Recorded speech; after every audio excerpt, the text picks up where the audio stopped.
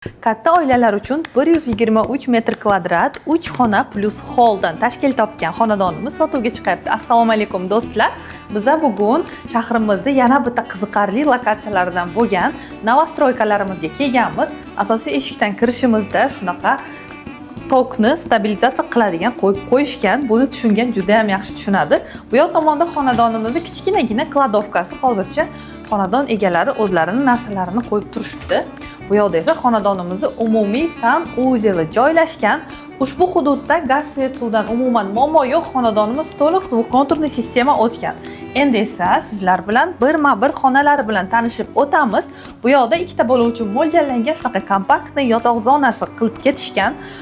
Bu tomonda esa koridor bo'ylab kirib kelishda bizani shunaqa kattalar yotoq zonasi kutib oladi. Barcha kerakli bo'lgan mebel jihozlari qo'yilgan va ushbu xonamizning eng katta fishkalaridan bittasi bu o'zini shunaqa kattagina balkoni borligi.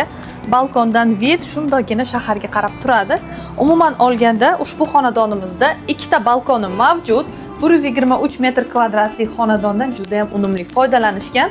Bunga yana bitta misol mana shu katta hol qismi bo'ladi. Bundan oldin esa biz siz azizlarimiz bilan yana bitta yotoq zonasini ko'rib o'tamiz. Bu yoqda oynasi shunaqa polukrug bo'lib tushyapti. Ikkita tomonda katta garderobniy zonasi mavjud. Hozir esa siz azizlarimiz bilan oshxonani ko'rib o'tamiz.